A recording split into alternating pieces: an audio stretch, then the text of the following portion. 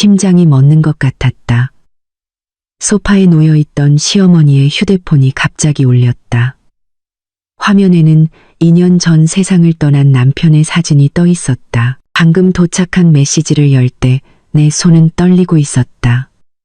눈이 휘둥그레졌다. 나는 큰 충격에 빠졌다. 일요일은 한가롭고 평화롭게 느껴졌다. 아침 햇살이 미나의 소박한 아파트 창문을 뚫고 들어와 내 살배기 딸 소미의 블록 장난감 더미를 비추었. 차분한 성품의 여성인 미나는 딸이 탑을 쌓는데 열중하는 모습을 보며 옅은 미소를 지었다. 남편 지훈이 치명적인 단독 차량 사고로 사망 선고를 받은 지 2년이 흘렀다. 2년 동안 미나는 홀로 싸우며 소미를 세상의 유일한 중심으로 삼았다. 새롭게 자리를 잡아가던 그들의 삶이 오늘 오후 조금 흔들렸다. 아파트 초인종이 울렸다. 미나는 현관문 렌즈로 밖을 내다보고는 나지게 한숨을 쉬었다. 시어머니 박 여사였다. 미나는 문을 열기 전 잠시 옷매무새를 가다듬었다. 미나야, 소미가 너무 보고 싶어서 왔지. 박 여사는 누구냐고 묻기도 전에 다정한 목소리로 말했다. 대답을 기다리지도 않고 중년 여성은 곧장 안으로 들어왔다. 그녀의 눈은 소미에게 향하기 전에 방 안 전체를 훑었다. 할머니. 소미가 달려와 할머니를 껴안았다. 아이고, 세상에서 제일 예쁜 우리 강아지. 박 여사는 소미를 들어올려 연신 뽀뽀를 퍼부었다. 할머니가 새 장난감 사왔지. 인형 세트랑 커다란 인형의 집이야. 미나는 어색하게 미소만 지었다. 안녕하세요. 어머님, 앉으세요. 뭐 좀 내어드릴까요? 애쓰지 마라, 미나야. 금방 갈 거야. 혼자 소미 돌보느라 힘들 텐데. 박 여사가 거실 소파에 앉으며 말했다. 그녀의 눈이 미나를 뚫어지게 쳐다봤다. 너 살이 좀 빠진 것 같구나. 내가 매달 보내주는 생활비는 충분하니. 미나는 고개를 끄덕였다. 네, 감사히도 충분해요. 저도 다시 쿠키 주문 제작을 받기 시작했고요. 잘 됐네. 박 여사가 말했다. 그녀의 목소리 톤은 파악하기 어려웠. 예전부터 미나와 시어머니의 관계는 결코 따뜻하지 않았다. 박 여사는 외아들 지훈이 미나보다 더 나은 여자를 만날 자격이 있다고 항상 생각하는 듯했다. 지훈이 세상을 떠난 후에도 그 심판하는 듯한 시선은 결코 사라지지 않았다. 박 여사는 소미를 내려놓고 자신이 가져온 거대한 장난감 상자를 열게 했다. 미나의 작은 거실이 순식간에 가득 차는 느낌이었다. 할머니, 너무 좋아요. 고맙습니다.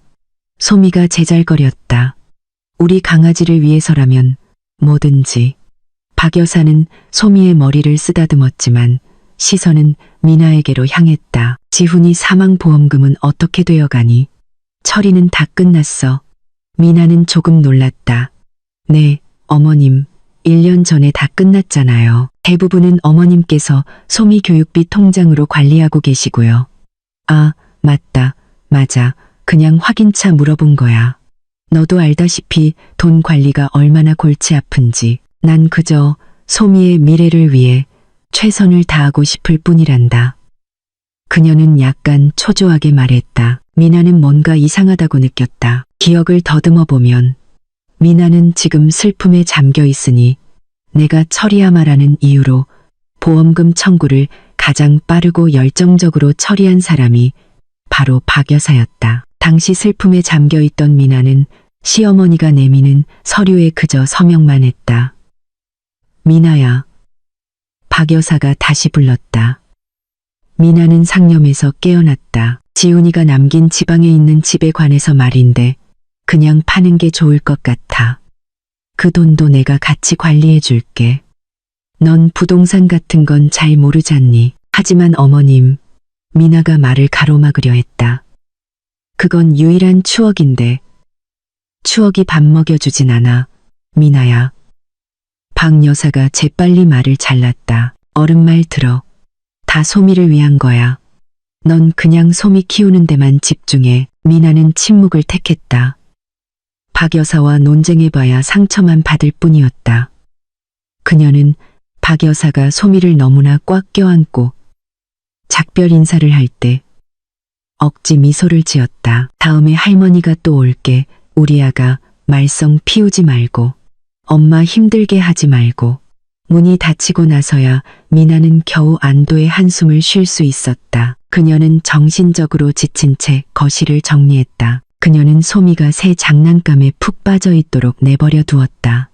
저녁 무렵 미나가 소미에게 밥을 먹이고 있을 때 소미가 실수로 소파에 오렌지 주스를 쏟았다. 어머나, 소미야. 미나는 서둘러 행주를 가져왔다.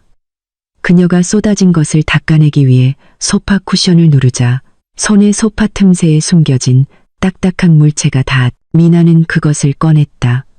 반짝이는 검은색 스마트폰이었다. 분명 자신의 것이 아니었다. 박 여사님 휴대폰이구나. 아까 떨어뜨리셨나 보다. 미나는 창밖을 내다보았다. 박 여사의 차는 이미 보이지 않았다. 분명 멀리 갔을 것이다. 미나는 한숨을 쉬었다. 시어머니에게 연락할 다른 번호가 없었다.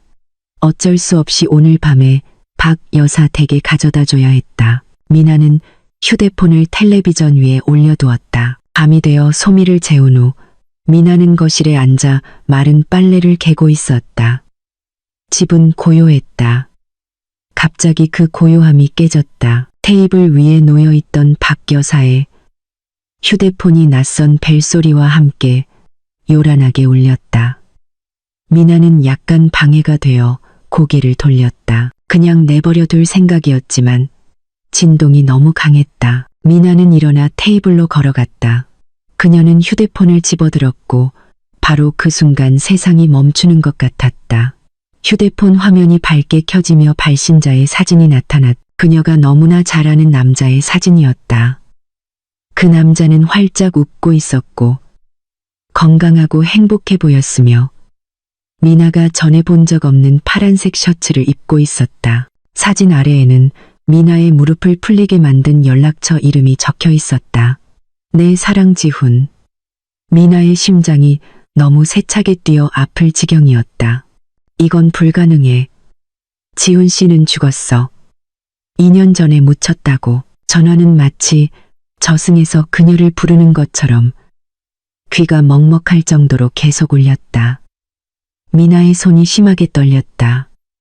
휴대폰이 손에서 거의 떨어질 뻔했다. 그녀는 소리 없이 켜진 텔레비전 불빛만이 비추는 조용한 거실 한가운데에 뻣뻣하게 서 있었다. 내 사랑 지훈으로부터의 전화는 마침내 멈추고 화면은 다시 어두워졌다. 하지만 뒤따른 침묵은 훨씬 더 무섭게 느껴졌다. 누구지? 왜 시어머니는 지훈 씨 사진을 쓰는 거지? 이건 무슨 잔인한 장난이란 말인가? 미나는 심장 박동을 진정시키려 가했었다.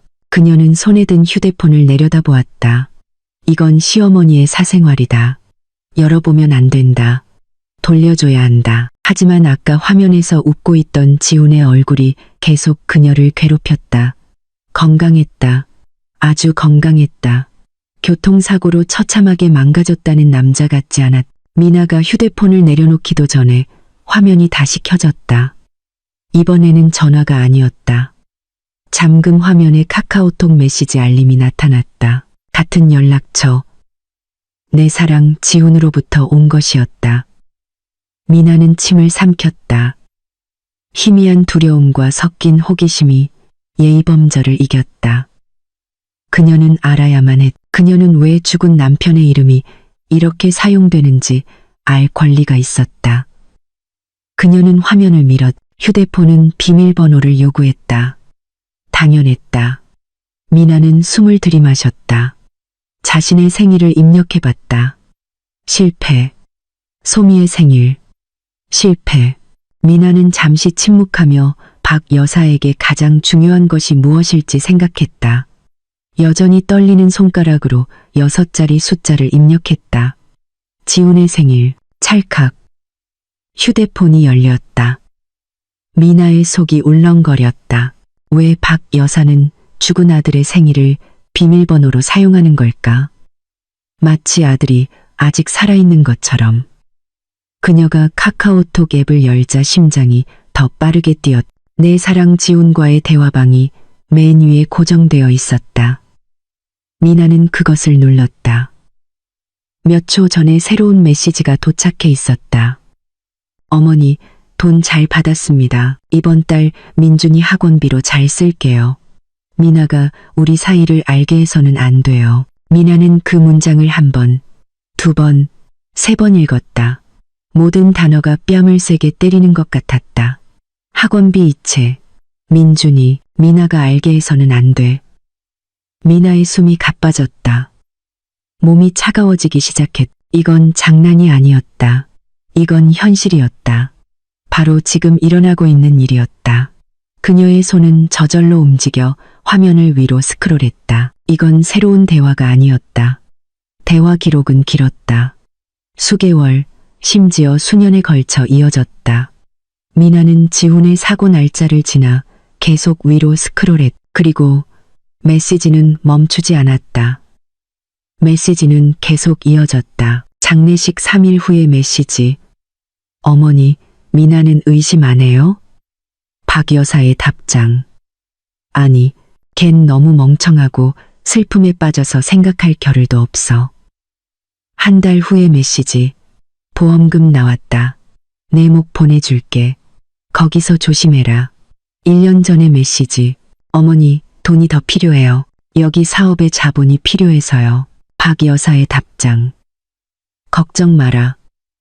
내 아버지가 남긴 집 파는 거 처리할게. 미나한테는 소미 양육비 때문이라고 말하면 돼.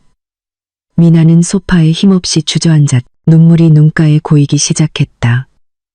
하지만 이건 슬픔의 눈물이 아니었다. 이건 분노의 눈물이었다. 너무나 깊고 어두운 배신감에 대한 눈물이었다. 이 모든 것이 거짓이었다. 지훈의 죽음, 미나의 슬픔, 박 여사의 위로, 모든 것이 완벽하게 설계된 거대한 연극이었다. 미나는 다시 스크롤하며 반박할 수 없는 증거를 찾았고 마침내 찾아냈다. 수백 개의 송금과 거짓말에 대한 문자 메시지 사이에 미디어 파일이 하나 있었다. 사진이었다. 미나는 그 사진을 눌렀다.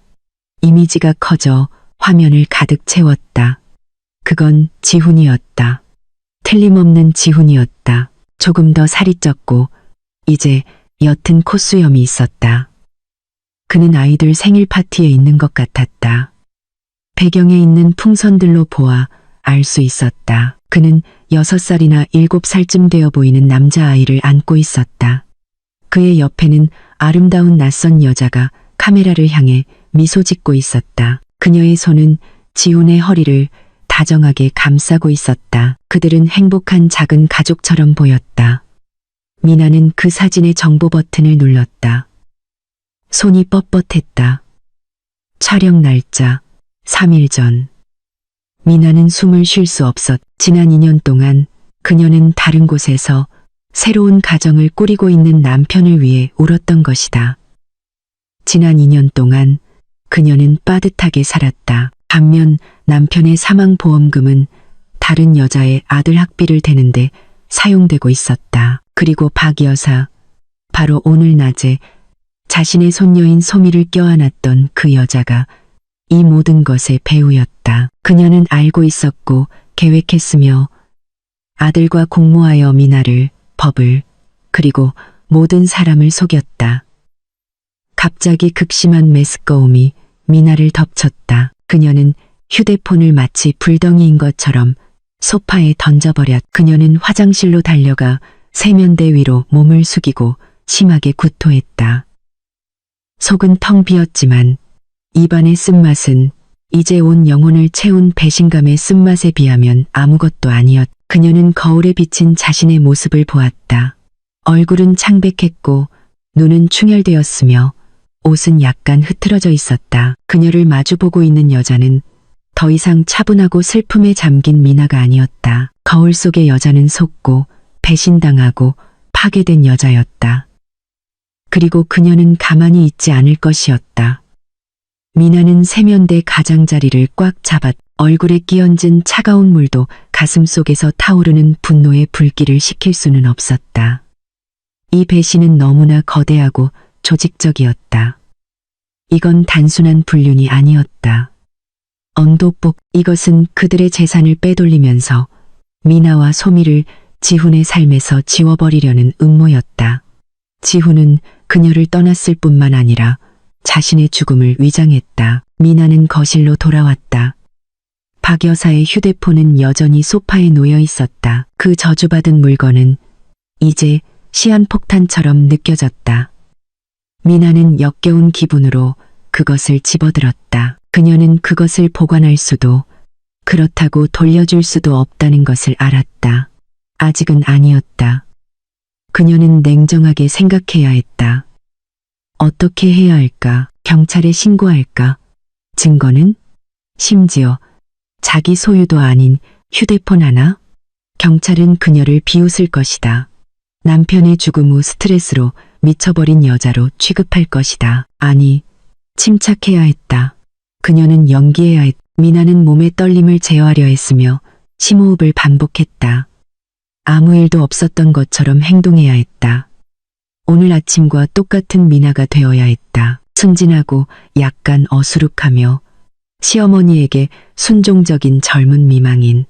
그녀는 더 많은 증거를 모아야 했다. 그녀는 박 여사의 휴대폰 전원을 끄고 배터리를 빼려고 했지만 최신 휴대폰 디자인은 그것을 허용하지 않았다. 그녀는 그저 전원 버튼을 화면이 검게 변할 때까지 누르고 있었다. 그러고 나서 그녀는 아무도 생각하지 못할 장소인 빨래 바구니에 옷가지 더미 아래에 그 휴대폰을 숨겼다. 그녀가 휴대폰을 숨긴 지 불과 몇 분 후 식탁 위에 있던 그녀 자신의 휴대폰이 울렸다.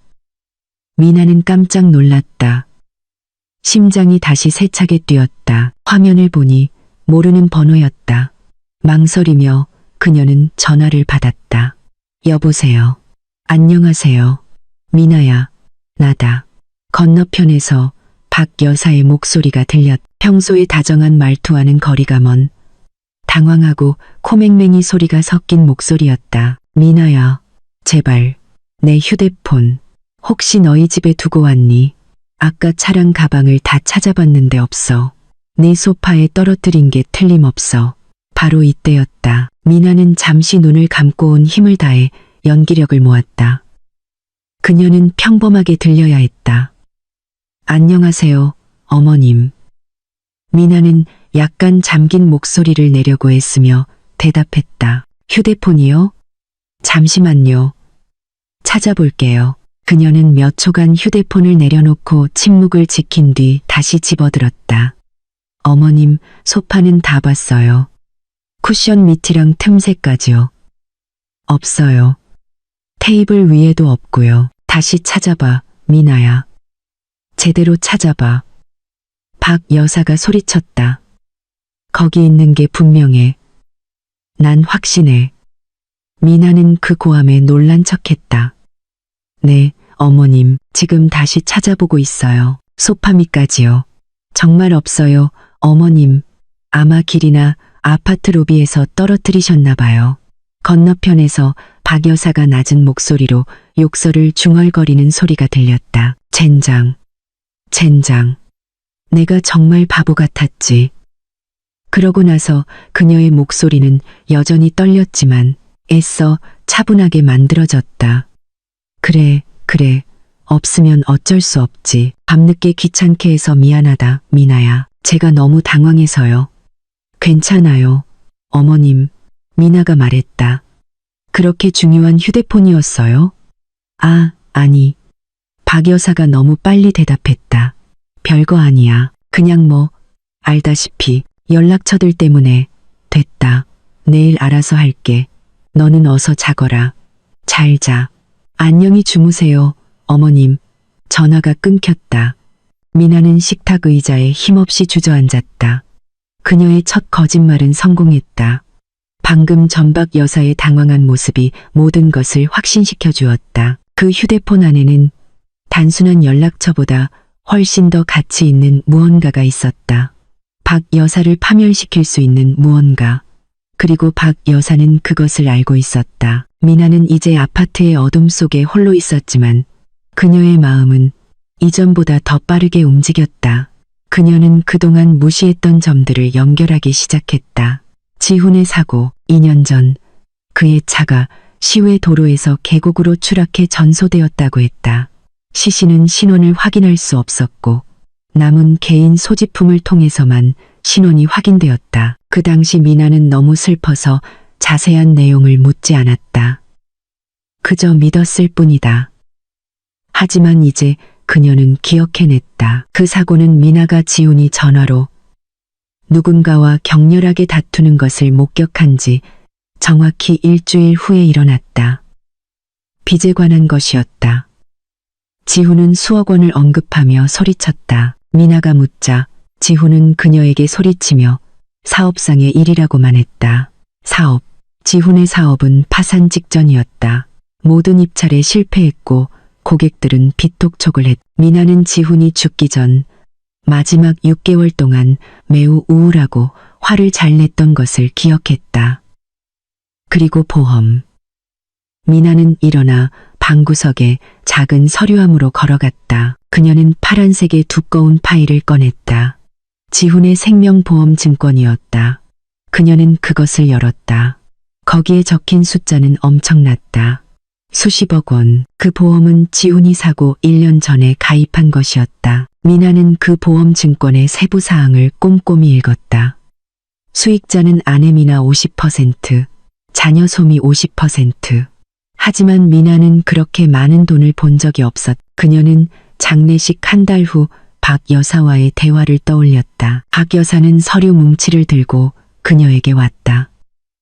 미나야, 너는 지금 슬픔에 잠겨 있으니 이 보험금 청구는 내가 처리하마. 나중에 소미 몫의 돈은 내가 맡아주마. 내가 소미 교육 자금을 위해 내 이름으로 된 특별 계좌를 만들어줄게. 네 몫은 생활비로 쓰렴. 순진하고 고마워했던 미나는 위임장에 서명했다. 그녀는 큰 금액의 이체를 받았지만 분명 총 보험금의 절반은 아니었다. 훨씬 더 큰 나머지 금액은 박 여사의 계좌로 들어갔다. 소미의 교육 자금을 위한 것이라던 그 계좌. 미나는 씁쓸하게 웃었다. 교육 자금. 그녀가 중얼거렸다. 지훈의 다른 아이를 위한 교육 자금. 지훈의 새로운 사업 자금을 위한 돈. 그의 가짜 무덤 위에 세워진 그들의 새로운 삶을 위한 돈. 박 여사는 지훈의 도피를 도왔을 뿐만 아니라 그 보험금을 독차지하기 위해 이 모든 것을 계획했다. 미나와 소미의 권리였어야 할 돈. 미나는 보험증권을 구겼다. 그녀의 얼굴이 굳어졌다. 그들은 그녀에게서 모든 것을 빼앗아갔다. 그녀의 믿음, 그녀의 미래, 그녀의 자존심. 그들은 그녀가 멍청하다고 생각했다. 그들은 그녀가 약하다고 생각했다. 그들은 그녀가 영원히 그들이 조종할 수 있는 순종적인 미망인으로 남을 것이라고 생각했다. 그들은 크게 잘못 생각했다. 오늘 밤 옛미나는 그들의 거짓말과 함께 묻혔다. 남은 것은 자신과 딸의 권리를 되찾기 위해 싸울 한 명의 어머니뿐이었다. 그녀는 파일을 세게 닫았다. 그녀는 다시 빨래 바구니로 걸어갔다. 그녀는 박 여사의 휴대폰을 집어들었다. 그녀는 모든 것을 알아야만 했다. 미나는 잠을 이룰 수 없었다. 그녀의 마음은 벽에 걸린 시계 바늘보다 더 빠르게 움직였다. 아파트 복도에서 나는 모든 소리에 그녀는 깜짝 놀랐다. 박 여사가 예비 열쇠를 가지고 돌아와 문을 부수고 들어올까봐 두려웠다. 그녀는 이중 잠금을 하고 의자로 문을 막았다. 소미가 방에서 깊이 잠든 것을 확인하고 나서야 미나는 일을 시작했다. 그녀는 낡은 노트북과 박 여사의 휴대폰을 가지고 식탁에 앉았다.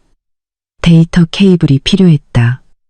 서랍을 뒤져 자신의 충전 케이블을 찾았다.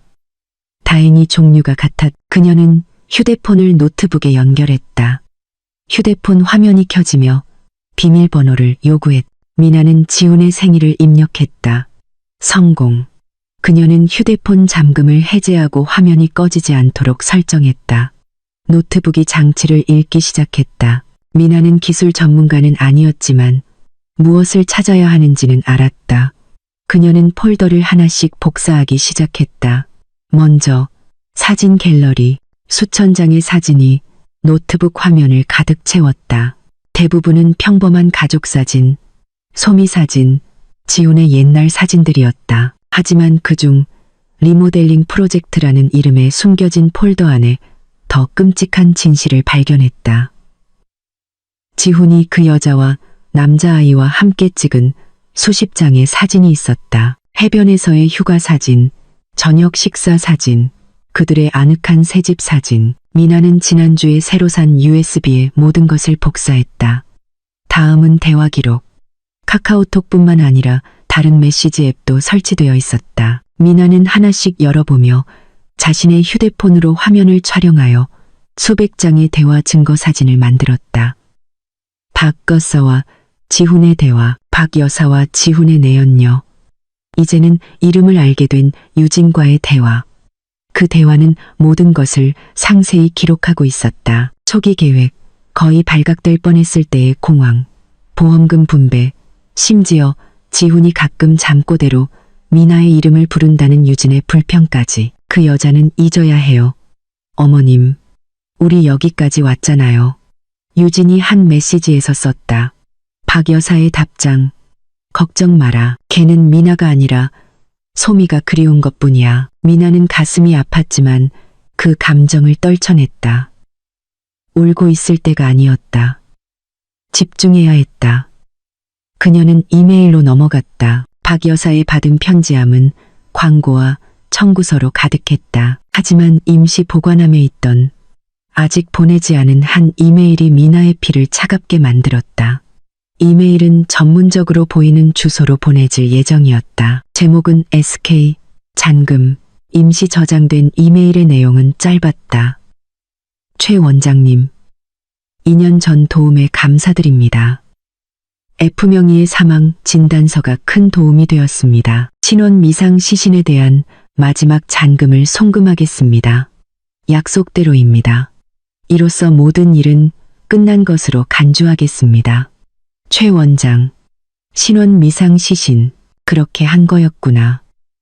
그들은 서류만 위조한 것이 아니었다. 그들은 정말로 시체를 구했다. 그들은 불쌍한 누군가를 묻었다. 누구인지는 모르지만 지훈의 이름을 묘비에 새겼다. 이 범죄는 그녀가 상상할 수 있었던 것보다 훨씬 더 깊고 더러웠다. 미나는 서둘러 최 원장의 이메일 주소를 복사하고 그 임시 저장된 이메일을 증거로 저장했다. 마지막으로 그녀는 한 가지를 더 찾았다. 그들은 어디에 있을까? 지훈과 그의 세 가족은 어디에 숨어 있을까? 그녀는 박 여사의 휴대폰에서 지도 앱을 열었다. 위치 기록을 확인했. 대부분은 박 여사가 집에서 미나의 아파트로 또는 쇼핑센터로 이동한 경로였다. 하지만 2주에 한 번씩 정기적으로 방문하는 주소가 하나 있었다. 양평이라는 작은 도시에 있는 주소였다. 서울에서 차로 약 1시간 거리. 미나는 노트북에 그 주소를 입력했다. 위성 지도는 조용한 세주택 단지에 있는 소박한 집을 보여주었다. 번잡함에서 멀리 떨어진 곳. 숨기에 완벽한 장소. 미나는 그 주소를 저장했다. 그녀는 오늘 밤에 충분한 증거를 확보했다고 느꼈다. 그녀는 사진, 대화, 범죄 계획, 그리고 위치를 가지고 있었다. 그녀가 휴대폰 연결을 끊으려 할 때 화면에 새로운 알림이 나타났다. 메시지는 지훈이나 유진에게서 온 것이 아니었다. 번호는 V 계약자라는 이름으로 저장되어 있었다. 미나는 그것을 열었다. 박 여사님, 안녕하십니까? 지시에 따라 평창에 있는 새 빌라는 여사님 명의로 입주 준비가 완료되었습니다. 등기는 완전히 이전되었습니다. 계획대로 모레부터 여사님의 자산을 안전하게 그곳으로 옮기기 시작하실 수 있습니다. 미나는 깜짝 놀랐다. 새 빌라?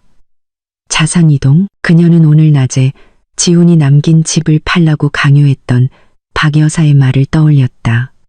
박 여사는 빠르게 움직이고 있었다. 그녀는 모든 돈, 모든 자산을 모아 자신의 이름으로 된 안전한 곳으로 옮기고 있었다. 모레.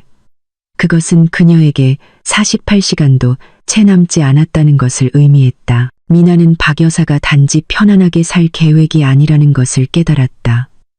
그녀는 도망칠 계획이었다. 모든 자산이 모이면 그녀는 아마도 지훈과 그의 세 가족에게 합류하여 미나와 소미를 아무것도 없이 남겨두고 영원히 떠날 것이다. 미나는 휴대폰에서 데이터 케이블을 뽑았다.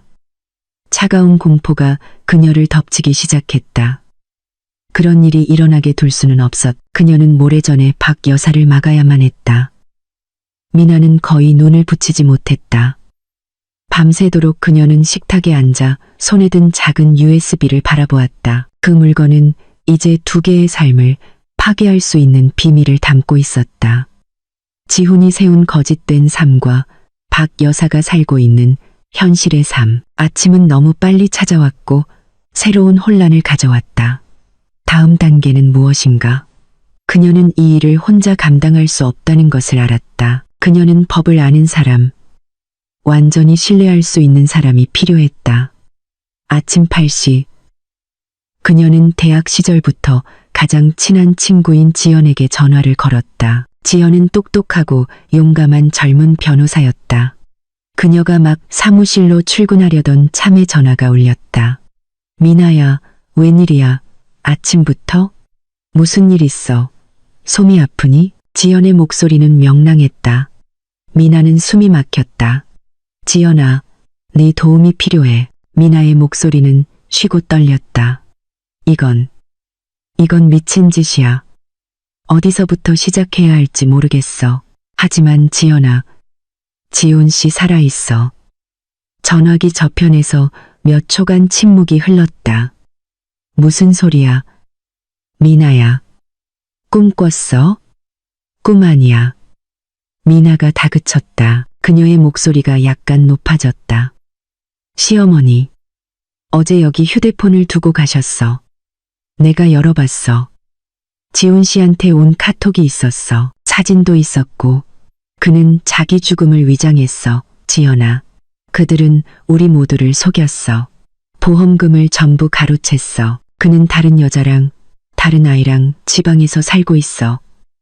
미나는 당황한 채 한숨에 모든 것을 털어놓았. 메시지, 사진, 최 원장, 그리고 모레 도망치려는 박 여사의 계획에 대해 지연은 변호사의 본능으로 즉시 진지해졌다. 그녀는 친구를 의심하지 않았. 알았어, 미나야. 진정하고 내 말 들어. 당황하지 마. 너 지금 어디야? 아파트야. 소미는 아직 자고 있어. 좋아. 어디 가지 마. 시어머니한테 연락하지 말고. 아무것도 하지 마. 그 휴대폰, 네가 말한 USB, 모든 증거를 가지고 지금 당장 내 사무실로 와. 우리 빨리 경찰에 신고해야 해. 띵동, 띵동, 띵동. 미나의 아파트 초인종이 울렸다. 평범한 인사소리가 아니었다. 강압적이고 초조하게 반복해서 누르는 벨소리였다. 미나는 의자에서 벌떡 일어났. 심장이 목구멍으로 튀어나올 것 같았다. 지연아, 그 사람이 왔어. 미나가 전화기에 속삭였다. 누구? 시어머니? 문 앞에 있어? 열어주지 마. 미나야, 집에 없는 척해. 안 돼. 미나가 당황하며 속삭였다. 그 사람 예비 열쇠 있어. 내가 안에 있는 거 알아. 주차장에 내 차가 있단 말이야. 차라리 마주하는 게 나아. 문을 안 열면 더 의심할 거야. 미나는 천천히 문으로 걸어가 렌즈로 밖을 내다보았다. 창백하고 긴장된 박 여사의 얼굴이 보였다. 그녀의 눈은 불안하게 움직였다. 어제 방문했던 다정한 할머니처럼 보이지 않았다. 먹잇감을 잃은 포식자처럼 보였다. 지연아, 문 열어야겠어. 나중에 다시 전화할게. 미나는 지연이 반대하기 전에 전화를 끊었다. 그녀는 심호흡을 하며 평범하게 바보처럼 예전의 미나처럼 행동하기로 했. 미나는 문을 열고 최대한 졸린 표정을 지었다. 그녀는 심지어 눈을 비볐다. 어머님, 안녕하세요. 아침 일찍 웬일이세요? 이제 막 솜이 깨우려던 참이었는데 박 여사는 인사에 대답하지 않았다. 그녀는 문을 활짝 열고 안으로 들어섰다. 미나를 그냥 지나쳤다. 내 휴대폰 여기 있는 게 분명해. 미나야. 난 확신해. 그녀는 시간을 낭비하지 않았다. 그녀는 바로 거실 소파로 가서 그것을 뒤지기 시작했다. 소파 쿠션들이 바닥에 던져졌다. 그녀는 몸을 숙여 소파 틈새를 거칠게 뒤졌다. 어머님, 진정하세요.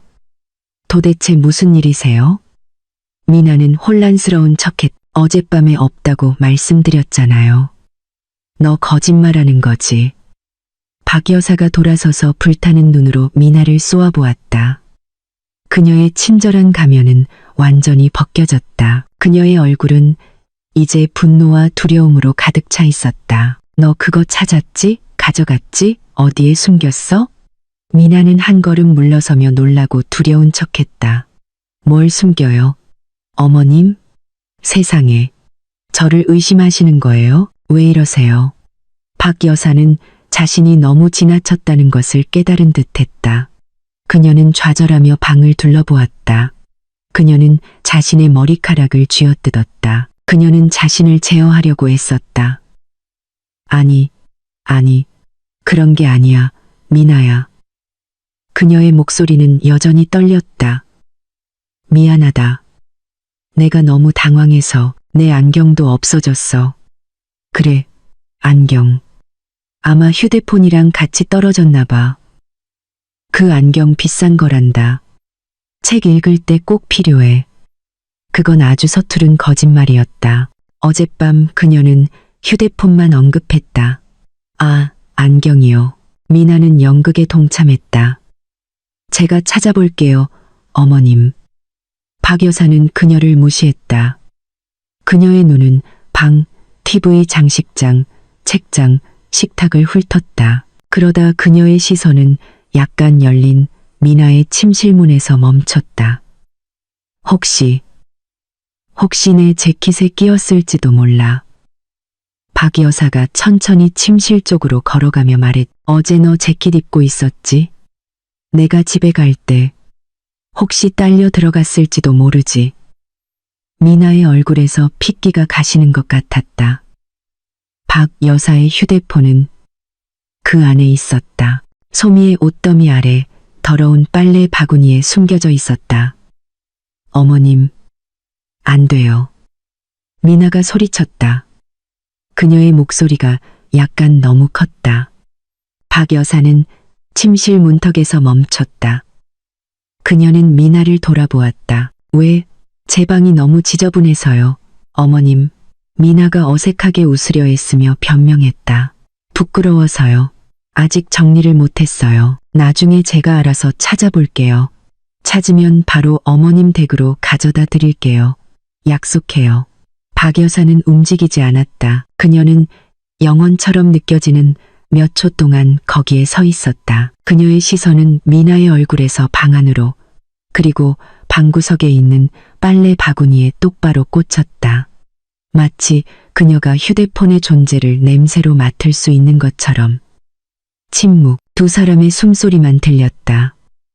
마침내 박 여사는 문에서 한 걸음 물러섰다. 하지만 미나를 향한 그녀의 시선은 차갑고 계산적인 시선으로 변했. 왜 그렇게 초조해하니, 미나야? 그녀가 조용히 찌르는 듯한 목소리로 물었다. 너 나한테 뭐 숨기는 거 없지?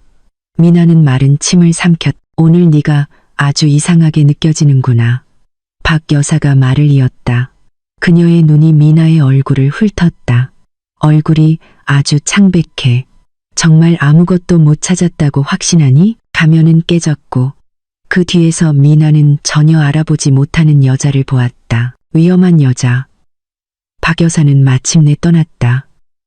그녀는 찾던 것을 찾지 못했지만 아주 큰 의심을 품고 떠났다. 그녀는 엘리베이터 문이 닫히기 전 마지막으로 미나에게 날카로운 시선을 던졌다. 뭐라도 찾으면 뭐든지 바로 나한테 전화해.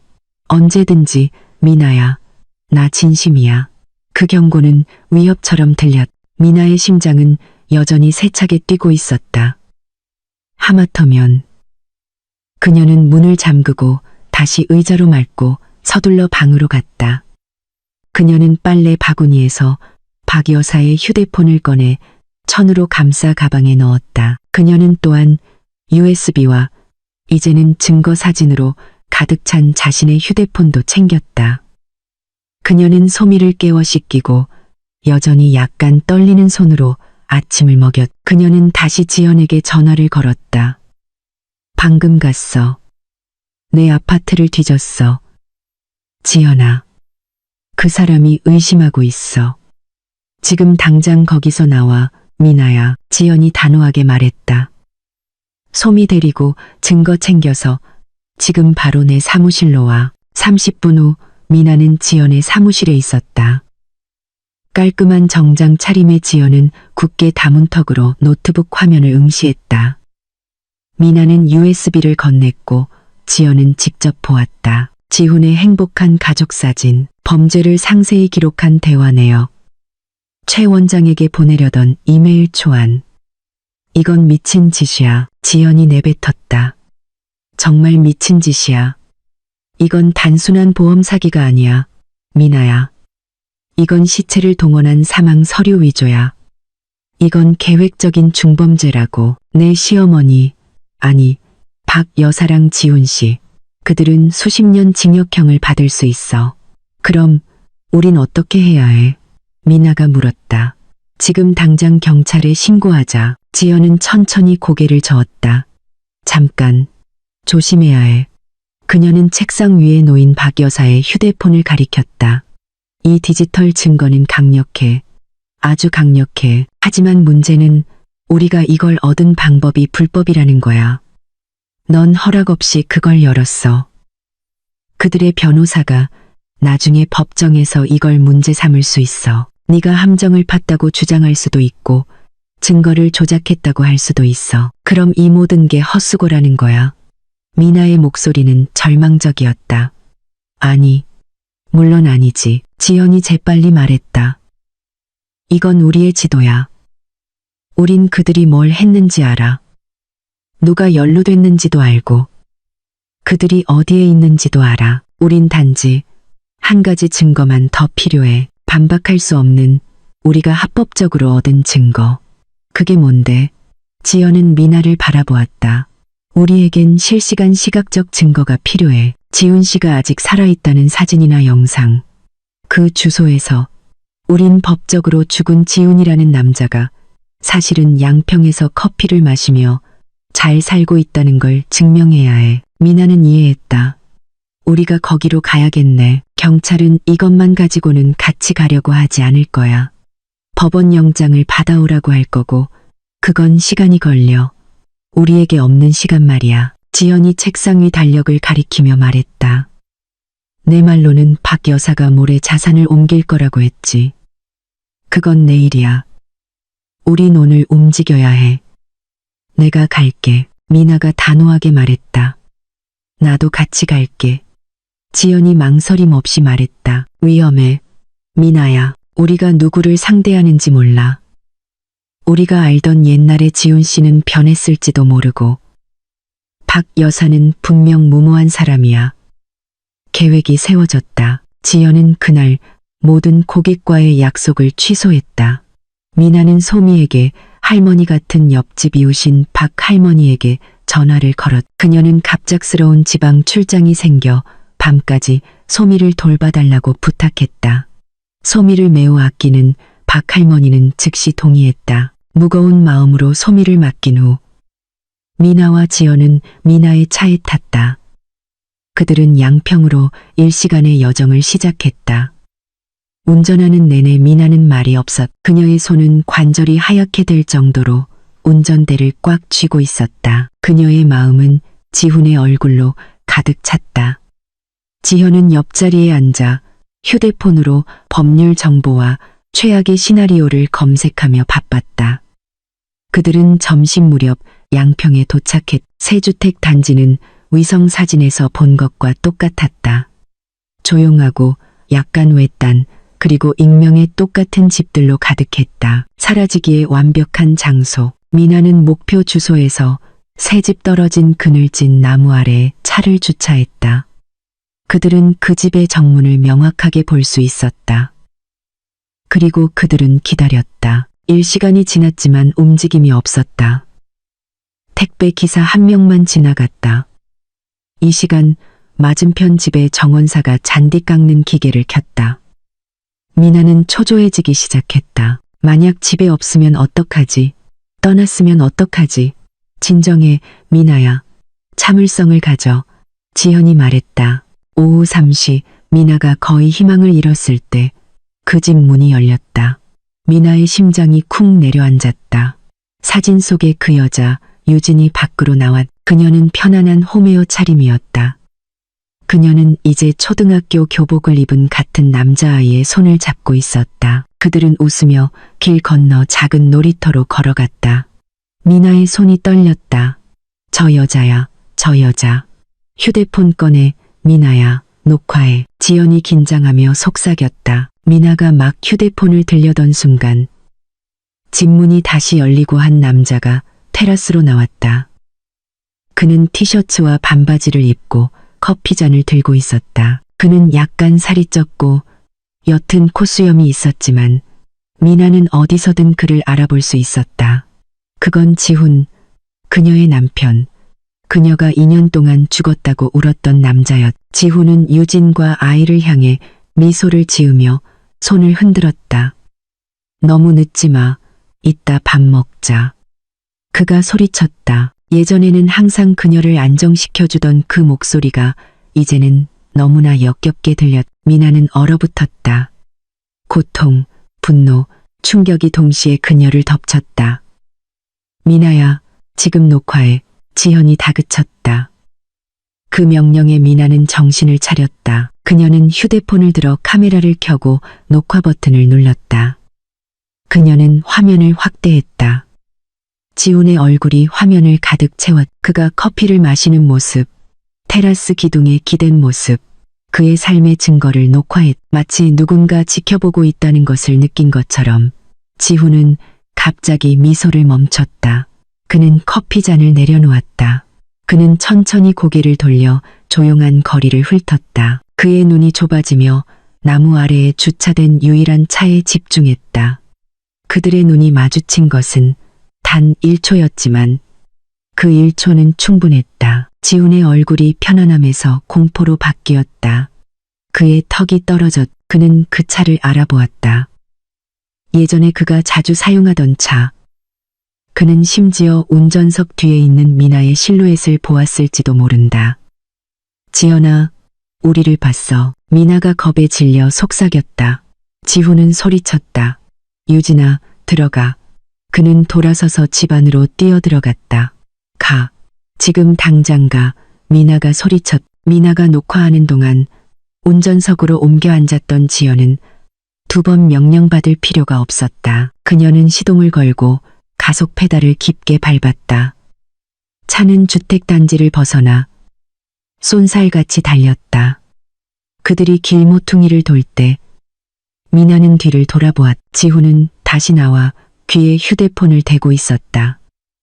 그의 얼굴은 창백했다. 그는 누군가에게 전화를 걸고 있었다. 미나는 그가 누구에게 전화하는지 확실히 알았. 그는 그의 어머니에게 전화하고 있었다. 미나의 차는 서울로 돌아오는 고속도로를 빠르게 달렸다. 차 안의 침묵은 귀가 먹먹할 정도로 느껴졌고 귓가에 울리는 미나의 심장 박동과는 극명한 대조를 이루었다. 그녀는 여전히 선명하게 볼 수 있었다. 지훈의 창백한 얼굴, 충격으로 벌어진 턱, 그리고 누가 자신을 보았는지 깨달았을 때 그의 눈에 서린 공포. 그 남자는 실제했다. 그 남자는 살아있었다. 미나는 운전대를 꽉 잡았다. 그녀의 몸은 심하게 떨렸다. 더 이상 분노 때문이 아니라 안도와 두려움이 뒤섞인 이상한 감정 때문이었다. 그녀가 미치지 않았다는 안도감, 필요한 증거가 이제 휴대폰 안에 저장되어 있다는 안도감. 하지만 또한 두려웠다. 앞으로 무슨 일이 일어날지에 대한 두려움. 그녀는 방금 독사구를 쑤신 것이었다. 그들 당황했어. 지연이 갑자기 침묵을 깨며 말했다. 그녀의 목소리는 법정에서 사건을 분석하는 것처럼 차분하고 계산적이었다. 지훈 씨가 널 봤어. 그가 가장 먼저 한 일은 어머니에게 전화하는 거였지. 그리고 그의 어머니는 지연이 차 대시보드의 달력을 가리켰다. 내일 자산을 옮길 계획이 있었어. 그는 내일까지 기다리지 않을 거야. 모든 걸 앞당길 거야. 그는 도망칠 거야. 그럼 우린 어떻게? 지현아. 미나가 물었다. 그녀의 목소리는 쉬어 있었다. 집으로 가. 숨어? 아니. 지현이 단호하게 말했다. 우리가 지금 막는 거야. 지현은 휴대폰을 꺼내 단축 번호를 눌렀다. 여보세요, 강 형사님. 저 지연입니다. 지금 제 의뢰인과 함께 있습니다. 긴급 상황입니다. 대형 사건에 대한 강력한 증거를 가지고 있습니다. 보험 사기, 사망 서류 위조, 그리고 범죄 공모입니다. 2년 전 사망했다고 발표된 주요 용의자가 사실은 살아있습니다. 제가 방금 10분 전에 녹화한 영상이 있습니다. 지연은 잠시 듣고는 미나에게 고개를 끄덕였다. 저희는 지금 양평에서 막 나온 고속도로 위에 있습니다. 네, 알겠습니다.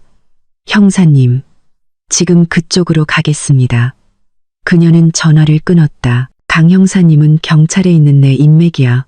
좋은 분이고 믿을 수 있어. 그분이 말씀하시길 내 사무실로도 내 아파트로도 가지 말래. 너무 위험하대. 박 여사가 이미 널 감시하라고 누군가를 보냈을지도 몰라. 우리 톨게이트 출구 근처 작은 파출소에서 만나기로 했어. 남은 여정은 침묵 속에서 흘렀다. 미나의 마음은 복잡했다. 그녀는 소미를 생각했다. 딸은 안전할까? 그녀는 박 할머니를 생각했다. 소미를 그곳에 맡긴 것이 천만다행이었다. 그들은 20분 후 한적한 작은 파출소에 도착했다. 단호한 얼굴이지만 총명한 눈빛을 가진 제복 차림의 건장한 남자가 앞에서 그들을 기다리고 있었다. 그는 강 형사였다. 지연 변호사님. 미나 씨, 그가 그들과 악수하며 인사했다. 들어오시죠. 제 사무실은 뒤쪽에 있습니다. 처음부터 모든 것을 이야기해 주세요. 커피와 종이 냄새가 나는 작은 방 안에서 지연이 발표를 이끌었다. 그녀는 시간을 낭비하지 않았다. 그녀는 노트북을 켜고 박 여사의 휴대폰에서 나온 디지털 증거가 담긴 USB를 삽입했다. 형사님. 지연이 시작했다. 이것이 그들의 범죄 지도입니다. 합법적이지 않은. 지연이 잠시 망설였다. 방법으로 얻었지만 이것은 그들의 계획을 보여줍니다. 노트북 화면에 그 대화들이 표시되었다. 돈 분배 계획, 유진의 불평, 그리고 최 원장에게 보내려던 이메일 초안. 강 형사의 눈은 사망진단서, 신원미상 시신이라는 단어를 읽으며 커졌다. 이건 미친 짓이군요. 강 형사가 중얼거렸다. 지연이 아까 했던 말을 되풀이했다. 이건 단순한 사기가 아닙니다. 이건 아주 더러운 범죄입니다. 그건 지도일 뿐입니다. 형사님, 미나가 이제는 더 단호해진 목소리로 말했다. 그녀가 대신 자신의 휴대폰을 들고 재생했다. 그리고 이것이 합법적인 증거입니다. 그녀는 방금 녹화한 영상을 재생했다. 휴대폰 화면에는 테라스에서 여유롭게 커피를 마시다가 그들을 보고 당황하는 지훈의 모습이 보였다. 이 남자 이름은 지훈입니다. 미나가 설명했다. 제 남편입니다. 2년 전 발급된 사망 진단서에 따르면 그는 이미 묻혔어야 합니다. 이건 1시간 전 살아있고 건강하며 양평에 숨어있는 그의 모습입니다. 강 형사는 그 영상을 3번 보았다. 그의 얼굴이 굳어졌다. 그는 의자에서 일어나 좁은 방을 서성였다. 당신들을 믿습니다. 그가 말했다. 이 영상이 핵심입니다. 이건 그 USB에 있는 모든 것을 확인시켜 줍니다. 이건 우리에게 움직일, 그리고 신속하게 움직일 법적 근거를 줍니다. 그는 벽에 걸린 화이트보드를 보았다. 그들은 모레 도망칠 계획이 있었군요. 그 말은 우리에게 시간이 있다는 뜻입니다. 아닙니다, 형사님. 지연이 말을 잘랐다. 그 계획은 그들이 발각되기 전에 세워진 겁니다. 이제 그들은 우리가 안다는 것을 압니다. 지훈 씨가 미나를 봤습니다. 그들은 최대한 빨리 도망칠 겁니다. 아마 오늘 밤일 겁니다. 마치 지연의 말을 증명이라도 하듯 강 형사의 휴대폰이 책상 위에서 울렸다. 그는 전화를 받아 귀에 깊게 들었다. 그의 미간이 찌푸려졌다. 알겠습니다. 그렇게 하세요. 그가 단호한 목소리로 말했다. 모두 차단하세요. 움직임이 있으면 보고하세요. 그는 전화를 끊고 앞에 있는 두 여자를 바라보았다. 그의 얼굴은 심각했다. 방금 제 사이버팀이었습니다. 제가 박 여사와 지훈의 이름에 감시 플래그를 걸어두라고 요청했었습니다. 당신들이 아까 차에서 저에게 전화했을 때 말이죠. 강 형사가 설명했다. 그리고 그 플래그가 방금 발동됐습니다. 10분 전, 정확히 지훈이 당신들을 본 직후예요. 무슨 일인데요? 미나가 두려워하며 물었다. 박 여사가 방금 싱가포르행 편도 비행기 표 3장을 예약했습니다. 강 형사가 말했다. 오늘 밤 9시 마지막 비행기입니다. 박 여사, 지훈, 그리고 민준이라는 남자아이 이름으로요. 미나는 깜짝 놀랐다. 민준. 그 남자아이의 이름이 틀림없었다. 그들이 오늘 밤 도망치는군요. 지연이 내뱉었다. 그들이 도망치려고 시도할 겁니다. 강 형사가 정정했다. 그들의 이름은 이미 출국 금지 명단에 올랐습니다. 그들은 출입국 심사대를 통과할 수 없을 겁니다. 하지만 우리는 공항에서 그들을 체포할 수 없습니다. 소란이 일 것이고 그들은 흩어질 수도 있습니다. 지훈 씨는 아직 양평에 있어요. 미나가 말했다. 공항에 갈 시간이 없을 텐데요. 그는 지금 이동 중입니다. 강 형사가 말했다. 마치 이미 알고 있었다는 듯이 제가 이미 그 주소로 감시팀을 보냈습니다. 집은 비어 있습니다. 지훈과 그의 가족은 이미 떠났습니다. 그들의 가방, 옷, 모든 것이 사라졌습니다. 그는 지금 서울로 전속력으로 달리고 있습니다. 그는 어머니를 만날 겁니다. 방 안의 긴장감이 숨막히게 느껴졌다. 벽시계는 오후 5시 30분을 가리키고 있었다. 그들에게는 몇 시간밖에 남지 않았. 우리는 그들 둘을 동시에 잡아야 합니다. 강 형사가 말했다. 금융범죄의 주모자인 박 여사와 사망위조 범죄의 증거인 지훈을. 하지만 어디서요? 지연이 물었다. 그들이 어디서 만날지 모르잖아요. 강 형사는 잠시 침묵했다. 그의 눈은 미나에게 고정되어 있었다. 그의 눈에는 계산적인 빛이 서려 있었다. 그들 둘 다 지금 당황하고 있습니다. 강 형사가 골똘히 생각하며 말했다. 지훈은 당신을 봐서 당황했고 박 여사는 당신이 지훈을 봤다는 걸 알아서 당황했고 모든 비밀이 담긴 자신의 휴대폰이 사라져서 당황했죠. 지금 당신이 가지고 있는 그 휴대폰. 강 형사는 미나의 눈을 똑바로 쳐다보았다. 그들은 경찰뿐만 아니라 당신에 대해서도 당황하고 있습니다. 미나 씨, 당신이 그들이 아직 해결하지 못한 유일한 꼬인 실타래입니다. 무슨 말씀이세요, 형사님? 미나가 물었. 그녀는 이 대화의 방향을 이해하기 시작했지만 우리는 그들이 어디서 만날지 모릅니다. 강 형사가 반복했다. 그러니 우리가 원하는 곳에서 그들을 만나게 해야 합니다. 우리는 그들을 함정에 빠뜨려야 하고 그들이 반드시 올 수밖에 없는 유일한 미끼를 사용해야 합니다. 어떤 위험이 따르더라도. 강 형사는 USB 옆 책상 위에 놓인 박 여사의 휴대폰을 가리켰다. 우리는 이것을 사용할 겁니다. 그리고 당신을 사용할 겁니다. 파출소의 작은 방이 줄어드는 것 같았 공기가 답답해졌다. 미나는 강 형사를 바라보다가 지연에게로 시선을 돌렸다. 그녀의 친구는 걱정하며 항의할 준비가 되어 있었다. 형사님, 그건 너무 위험해요. 지연이 소리쳤다. 미나의 예상대로였다. 박 여사는 무모한 사람이에요.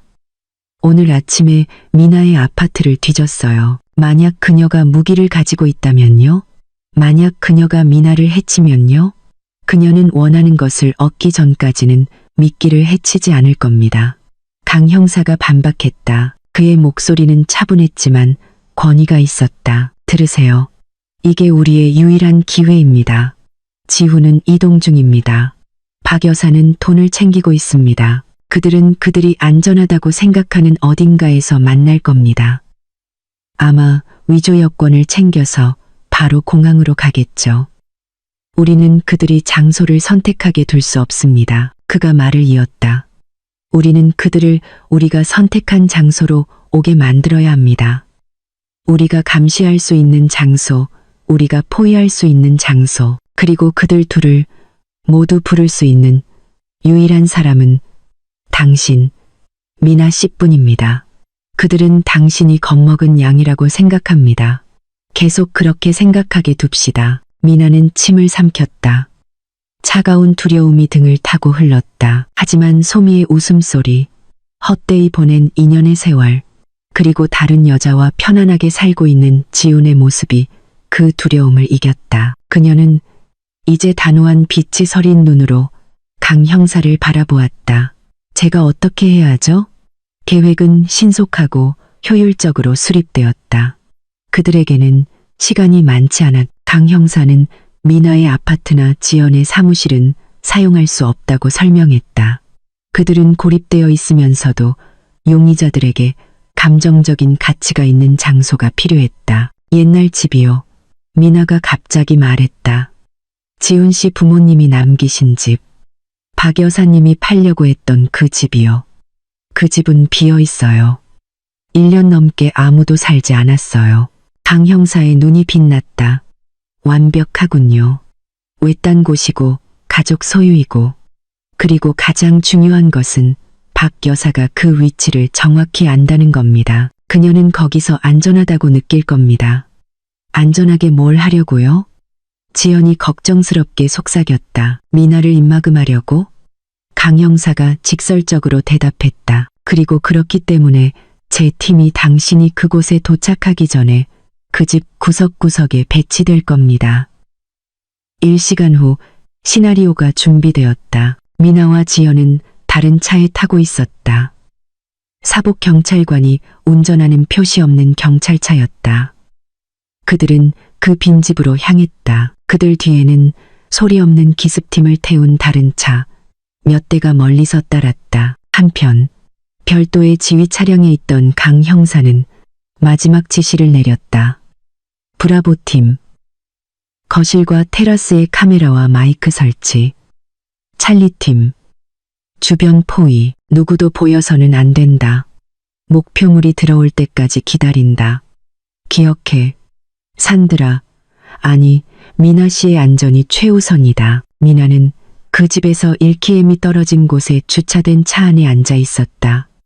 그녀의 손에는 박 여사의 휴대폰이 들려 있었다. 심장이 가슴 밖으로 터져 나올 것 같았다. 시간 됐습니다. 미나 씨, 미나의 귀에 꽂힌 작은 이어피스를 통해 강 형사의 목소리가 들렸다. 팀은 위치에 있습니다. 집은 준비됐습니다. 시나리오를 기억하세요. 당신은 방금 비밀을 발견했습니다.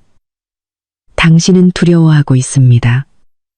당신은 혼란스러워하고 있습니다. 당신은 그 옛집에서 피난처를 찾고 있습니다. 화내지 말고 위협하지 마세요. 당신은 단지 그녀가 오게 만들기만 하면 됩니다. 미나는 고개를 끄덕였다. 아무도 보지 않았지만 그녀는 박 여사의 휴대폰 전원을 켰다. 화면이 켜졌다. 수십 개의 부재중 전화와 내 사랑 지훈으로부터 온 당황한 메시지 알림이 화면을 가득 채웠다. 미나는 그것을 무시했다. 그녀는 연락처를 열고 박 여사의 새로운 개인 번호라고 알고 있는 다른 번호를 찾았다. 그녀는 통화 버튼을 눌렀다. 한 번, 두 번 울리자마자 바로 받았다.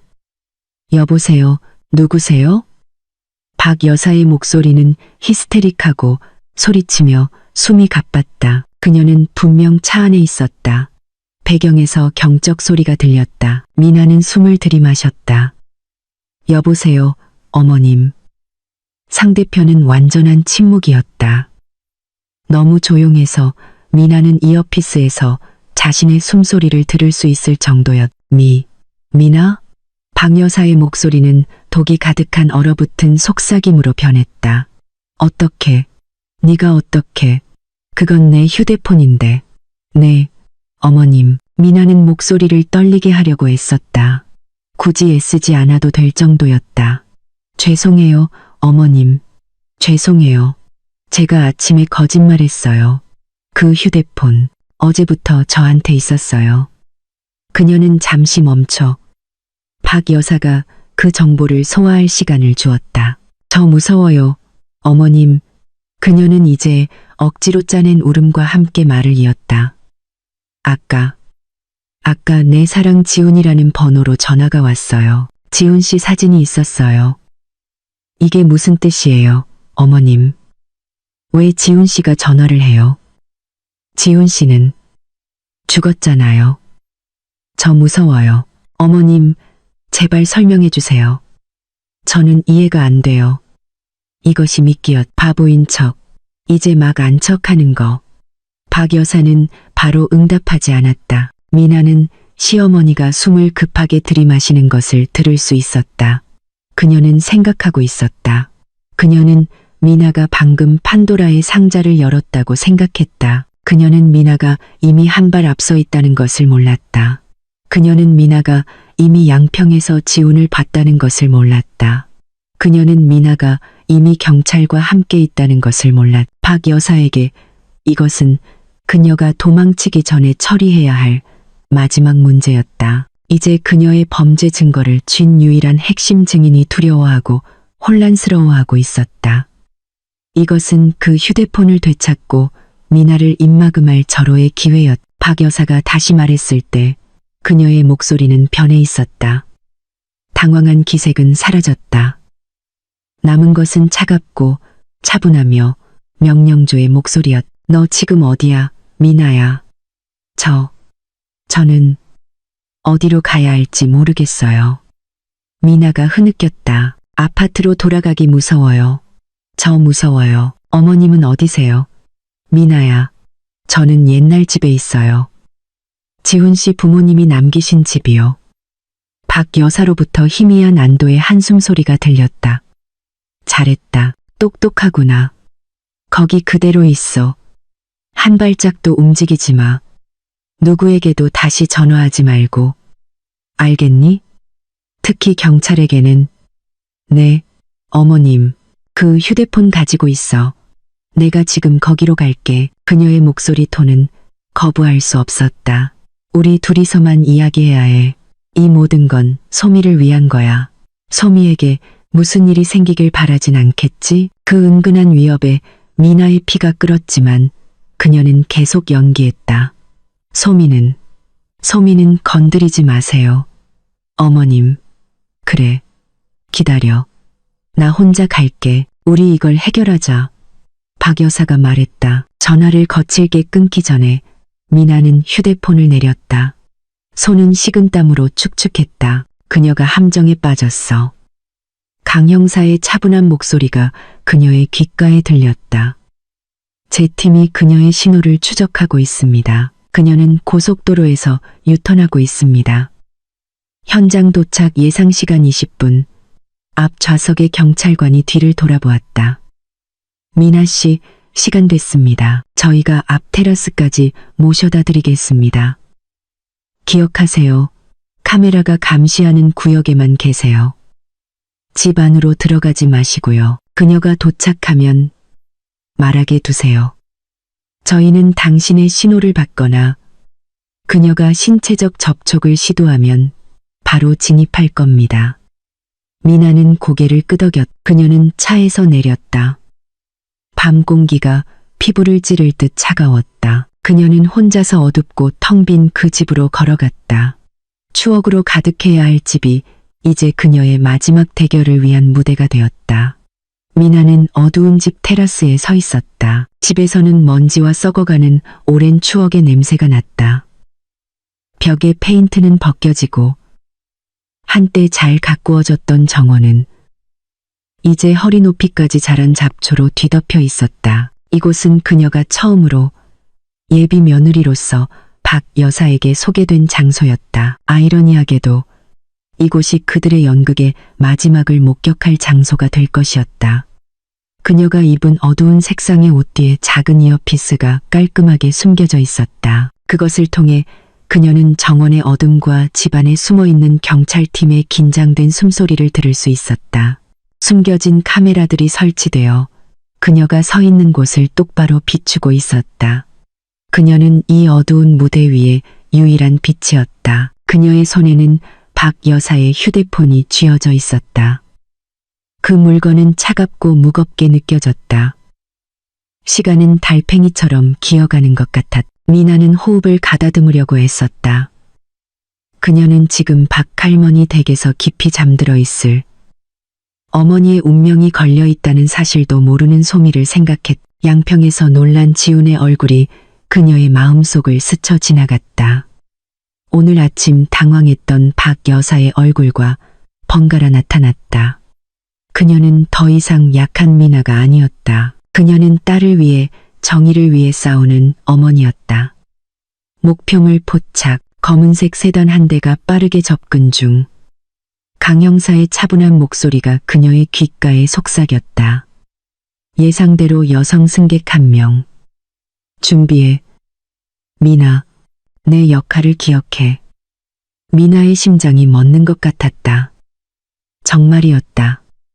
몇 초 후 자동차 헤드라이트 불빛이 어두운 마당을 휩쓸었다. 고급 세단 한 대가 테라스 앞에서 급정거했다. 엔진이 거칠게 꺼졌다. 차문이 열렸다. 박 여사가 내렸다. 그녀는 혼자였다. 그녀는 값비싼 실크 블라우스와 바지를 입고 있었다.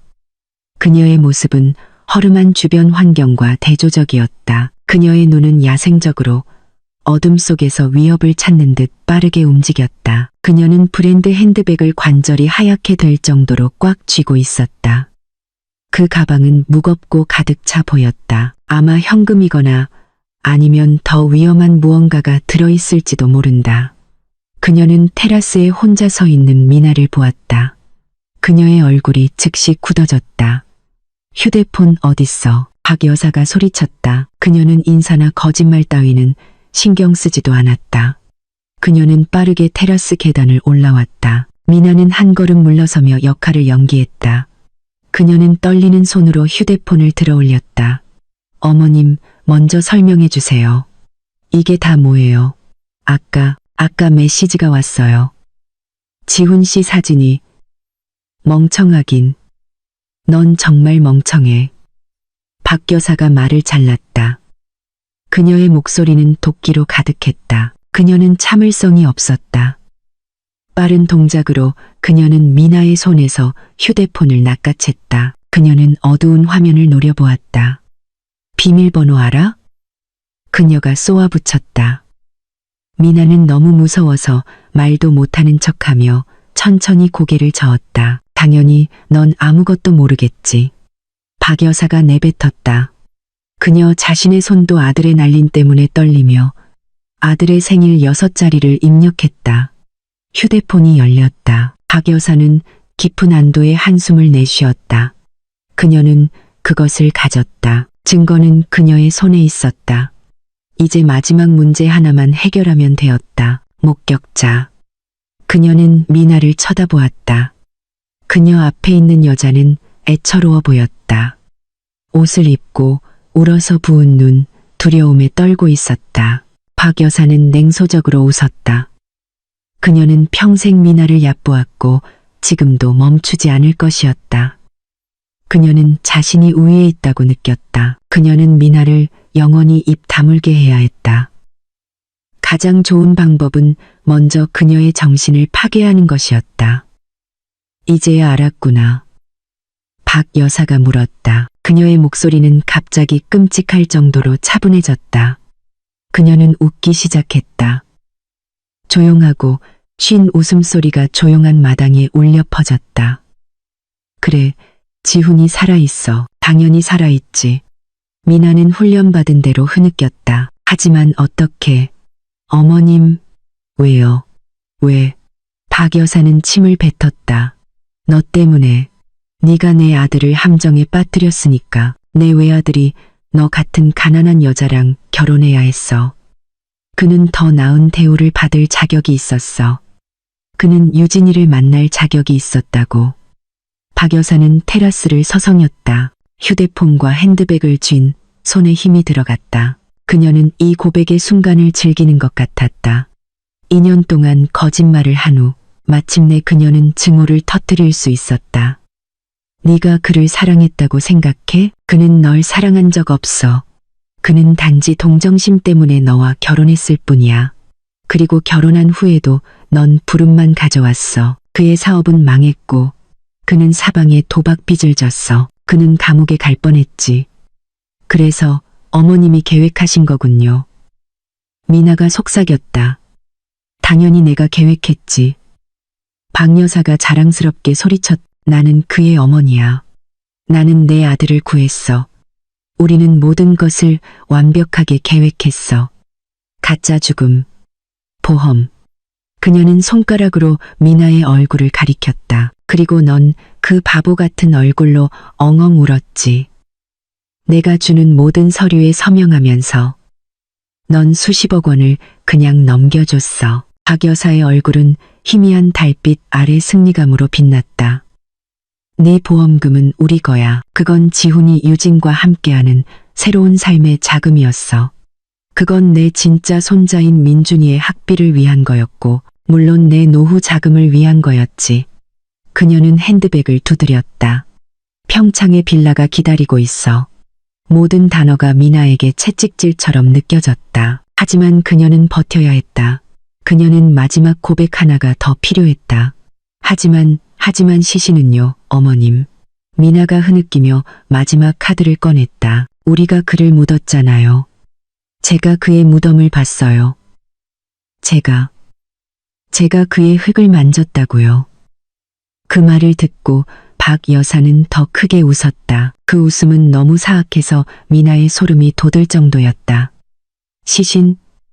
세상에, 넌 정말 순진하구나. 그녀가 비웃었다. 그건 그냥 영안실에 있던 이름 없는 노숙자 시체였어. 아무도 찾지 않는. 부패한 최 원장이라는 의사에게 약간의 뇌물을 주고.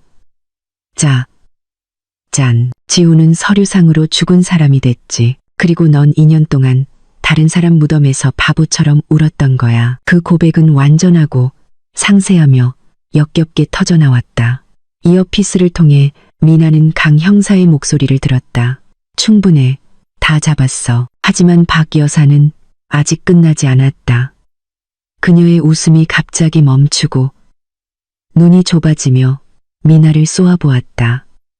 승리감이 그녀를 경솔하게 만들었. 그리고 이제 그녀는 너무 많이 말했다는 것을 깨달았다. 그리고 이제 박 여사가 말했다. 그녀의 목소리가 다시 얼어붙을 듯 차가워졌다. 그녀는 한 걸음 더 다가왔다. 넌 너무 많이 알아. 그녀는 어두운 마당을 둘러보았다. 조용했다. 귓도람이 소리만 들렸다. 이 어둠은 그녀에게 거짓된 안정감을 주었다. 넌 계속 바보로 남았어야 했어. 미나야. 그녀가 내뱉었다. 넌 절대 이 휴대폰을 열지 말았어야 했어. 그녀는 무거운 핸드백을 들어 올렸다. 미나는 그 안에 있는 딱딱한 물체가 가죽을 누르는 것을 볼 수 있었다. 그건 지갑이 아니었다. 화병이나 작은 조각상처럼 단단하고 무거운 무언가였. 상처를 입히기에 충분히 무거운. 잘 가라, 내 며느리. 박 여사가 그 가방을 미나의 머리를 향해 휘두르는 바로 그 순간 당황한 목소리가 밤의 정적을 찢었다. 어머니, 안 돼요. 끔찍한 타이어 마찰음이 들렸다. 경찰차가 아닌 다른 세단 한 대가 마당으로 돌진해 급정거했다. 눈부신 헤드라이트가 테라스를 똑바로 비춰 두 사람의 눈을 멀게 했다. 차문이 열렸다. 지훈이 뛰어내렸다. 그의 얼굴은 창백하고 땀으로 가득했다. 그는 더 이상 오늘 낮에 커피를 마시던 여유로운 남자처럼 보이지 않았다. 그는 도망자처럼 보였. 어머니, 뭐 하시는 거예요? 지금 당장 가야 해요. 지훈이 테라스를 향해 달려가며 소리쳤다. 경찰이 제가 미행당한 것 같아요. 사방에 있어요. 박 여사는 얼어붙었. 그녀의 들어올린 손은 여전히 가방을 쥔 채였다. 예상치 못한 아들의 등장에 그녀의 얼굴은 창백했다. 그녀의 계획은 엉망이 되었다. 감옥으로 가야지. 정원의 어둠 속에서 차분하고 힘있는 목소리가 들렸다. 갑자기 마당 전체가 빛으로 가득 찼다. 여러 방향에서 온 강력한 탐조등이 동시에 켜졌다. 지연이 큰 나무 뒤에서 걸어 나왔다. 그녀의 휴대폰이 녹화 중이었다. 그녀 옆에는 강 형사가 굳건히 서 있었다. 덩불 뒤와 어두운 집 안에서 일부는 중무장한 사복 경찰관 수십 명이 나타나 테라스를 포위했다. 손들어. 너희들은 포위됐다. 강 형사가 소리쳤다. 박 여사의 핸드백이 힘없이 풀린 손에서 떨어져 그 안에 무거운 물체가 나무바닥에 부딪히며 큰 소리를 냈다. 그녀는 탐조등을, 그리고 아들을, 그리고 미나를 쳐다보았다. 그녀의 얼굴은 혼란과 패배의 가면이었. 지우는 마당 한가운데 테라스로 가는 길 중간에 뻣뻣하게 서 있었다. 그는 자신의 아내 미나를 똑바로 쳐다보았다. 그가 완전히 속였다고 생각했던 여자. 그들의 눈이 마주쳤다. 지훈의 눈에는 더 이상 놀라움이 없었다. 오직 절대적인 공포와 너무 늦은 후회뿐이었다. 이건 함정이야. 박 여사가 비명을 질렀다. 그녀의 목소리는 날카로웠다. 날 함정에 빠뜨렸어. 이 교활한 여자가 날 함정에 빠뜨렸다고. 미나는 그림자에서 한 걸음 앞으로 나아갔다. 그녀의 눈물은 이미 말랐다. 그녀의 창백한 얼굴은 이제 강철처럼 굳어 있었다. 그녀는 더 이상 떨지 않았. 차분하고 계산적인 동작으로 그녀는 손을 들어 옷을 만지며 귀에 꽂힌 작은 이어피스를 드러냈다. 당신의 고백은 다 녹음됐습니다. 어머님, 미나가 말했. 그녀의 목소리는 조용한 마당에서 분명하고 힘있게 울려 퍼졌다. 이름 없는 시신부터 어머님의 빌라 계획까지 모든 것이요. 모든 것이 녹음됐습니다. 박 여사는 그 작은 장치를 쳐다보고 마침내 이해했다. 그녀는 졌다. 침묵. 깨진 침묵은 이전의 모든 외침보다 더 무겁게 느껴졌다. 박 여사는 미나의 귀에 있는 이어피스를 쳐다보다가 마당에 얼어붙은 채 서 있는 아들에게로, 그리고 그녀를 둘러싼 경찰관들의 단호한 얼굴들로 시선을 옮겼. 더 이상 빠져나갈 길도 그녀를 구할 수 있는 거짓말도 없었다. 그녀의 가면은 산산조각 났다. 지훈이 가장 먼저 무너졌다. 미나야, 그가 시작했다. 그의 목소리는 갈라졌다. 설명할 수 있어. 이건 다 어머니 생각이었어. 닥쳐. 박 여사가 소리쳤다.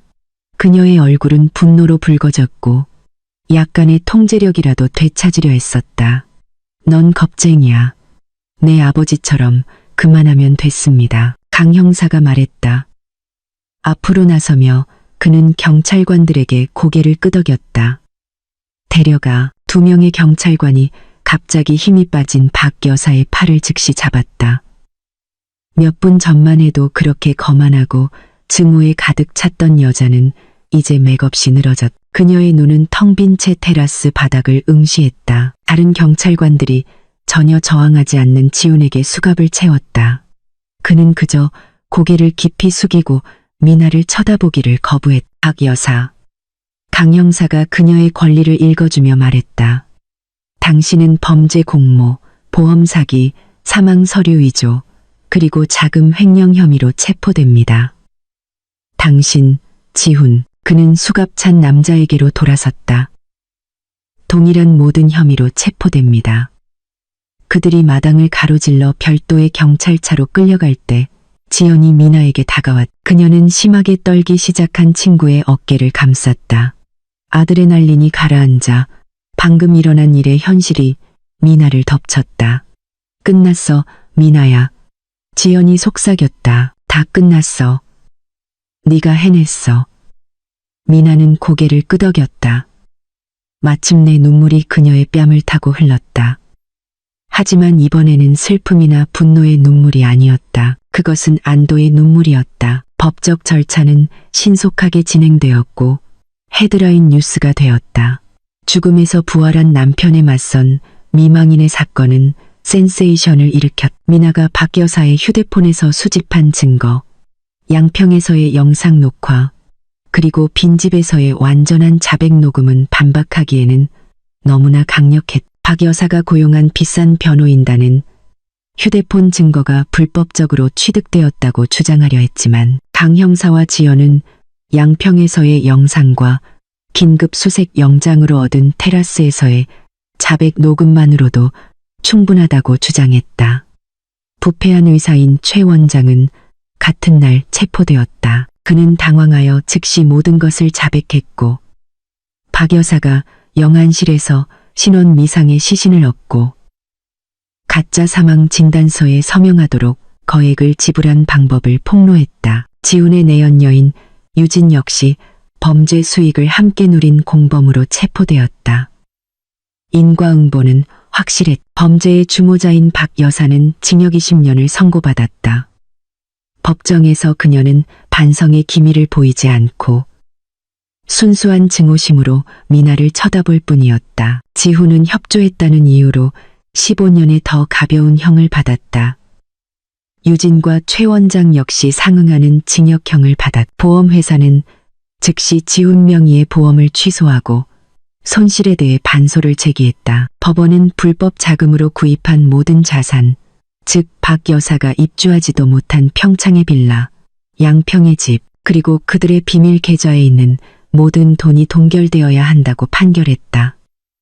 이어서 민사법원은 그 모든 자산과 함께 처음부터 미나와 소미의 권리였어야 할 남은 보험금이 지훈 부모님의 유산인 집을 포함하여 모두 미나에게 반환되어야 한다고 판결했다. 법적으로 미나는 이제 매우 부유한 여성이었다.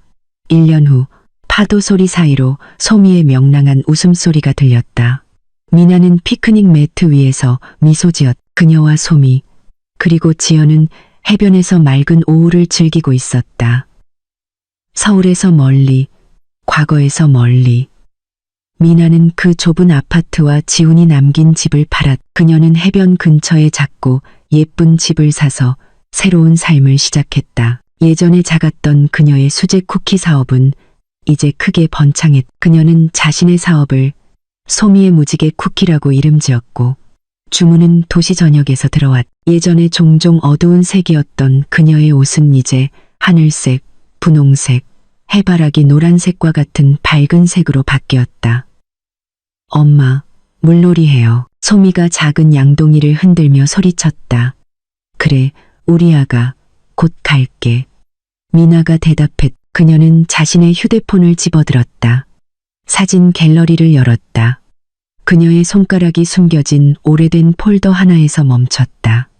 추억이라는 제목의 폴더. 그 안에는 단 한 장의 사진만 남아 있었다. 지훈과의 결혼 사진. 두 사람은 다가올 거짓말을 알지 못한 채 행복하게 웃고 있었다. 미나는 그 사진을 오랫동안 바라보았다. 더 이상 고통도 분노도 없었다. 마치 낯선 사람을 보는 듯한 공허함 뿐이었다. 단호한 동작으로 그녀는 삭제 버튼을 눌렀. 이 항목을 영구적으로 삭제하시겠습니까? 미나는 미소 지었다. 네. 그녀는 일어나 옷을 정리하고 소미를 따라 물가로 달려갔다. 그녀는 더 이상 죽은 남자를 애도하지 않았다. 그녀는 또한 감옥에 있는 살아있는 남자를 미워하지도 않았다. 그녀는 그저 자유로움을 느꼈다. 그녀가 소미와 함께 모래성을 쌓고 있을 때 주머니에서 휴대폰이 진동했다. 책을 읽고 있던 지연에게서 온 메시지였다. 미나야, 아까 집에 너한테 온 우편물 있었어. 교도소에서 온 거야. 미나의 심장이 잠시 쿵 내려앉았지만 이내 평온해졌다. 그녀는 이미 예상하고 있었다. 밤에 소미가 잠든 후 미나는 그 편지를 열었다. 그것은 교도소 매점에서 파는 값싼 엽서 한 장이었다. 글씨는 떨렸고 분노로 가득했다. 박 여사에게서 온 것이었고 단 4단어만 있었다. 넌 대가를 치를 것이다. 미나는 그 엽서를 바라보았. 예전 같았으면 이런 위협에 두려움에 떨었을 것이다. 하지만 이제 그녀는 옅은 미소만 지었다. 그녀는 그 엽서를 들고 부엌으로 가서 가스레인지 위에서 불을 붙였다. 그녀는 종이가 서서히 검게 변하고 휘어지다가 마침내 재가 되는 것을 지켜보았다. 그녀는 가스레인지를 껐다. 미스터리는 끝났다. 정의는 실현되었다. 미나는 해변집 테라스로 돌아와 잔잔한 바다 위에서 밝게 빛나는 보름달을 바라보았다. 그녀는 신선한 소금기 섞인 공기를 깊이 들이마셨다. 그녀는 자유였다.